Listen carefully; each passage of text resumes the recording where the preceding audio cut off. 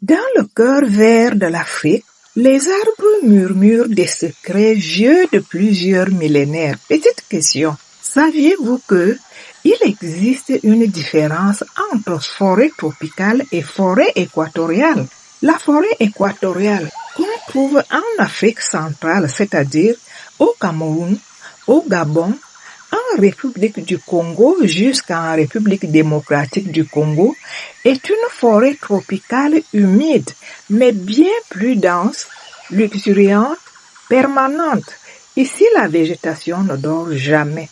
On y trouve des arbres immenses, des lianes mystérieuses, une biodiversité d'une richesse inégalée. Elle fait partie de la grande famille des forêts tropicales, mais elle est unique. Elle est le poumon ancestral du continent. Bonjour, bienvenue sur Plantes, fruits et cultures d'Afrique et d'ailleurs. Parlons donc maintenant de la forêt tropicale.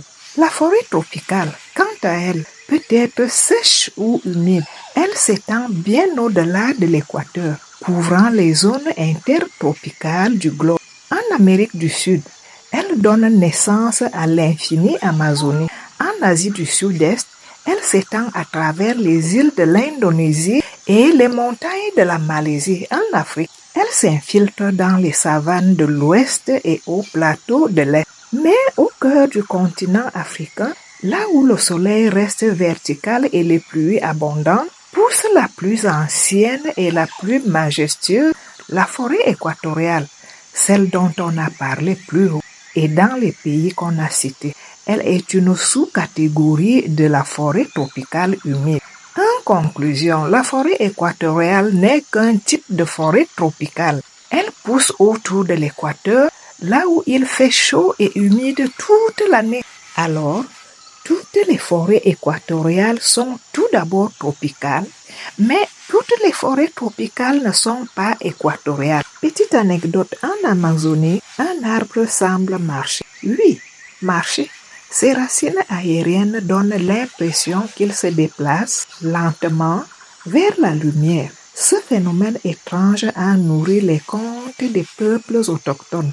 Autre fait étonnant de la forêt. Dans la forêt équatoriale, la pluie tombe presque tous les jours, à la même heure. Vers 15 heures, les nuages éclatent comme un rituel céleste. On appelle cela la pluie thermique. Encore des anecdotes de la forêt. Dans les zones tropicales sèches, la nature semble morte jusqu'à ce que la pluie tombe et, en quelques heures, tout reverdit. C'est un spectacle si impressionnant qu'il a donné naissance à des croyances sur les esprits de l'eau. Et dans d'autres forêts tropicales, à l'aube, le chant des animaux atteint un tel niveau qu'on se croirait dans une métropole animée. Les anciens disent la forêt parle aux ancêtres.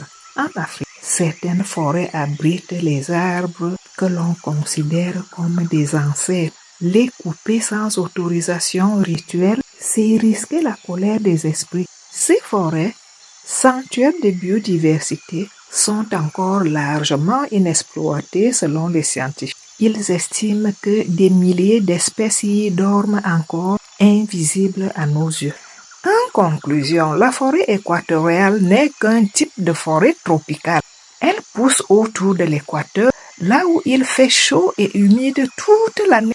Alors, toutes les forêts équatoriales sont tout d'abord tropicales, mais toutes les forêts tropicales ne sont pas équatoriales. Alors, vous qui vivez dans l'une ou dans l'autre de ces forêts millénaires, manifestez-vous en commentaire. Ça nous intéresse. À bientôt sur Fruits, Plantes et Cultures d'Afrique et d'ailleurs. Dans notre prochaine vidéo, nous vous parlerons d'un fruit millénaire, l'Irvingia gabonensis ou Ndoafa, ou encore Ndokon, ou encore Odika, l'or en fruit de la forêt équatoriale. Maintenant, laissez-nous un pouce levé et abonnez-vous si vous êtes intéressé à beaucoup plus de découvertes passionnantes sur les plantes, les fruits et les cultures africaines et d'ailleurs. En attendant, regardez aussi nos précédentes vidéos.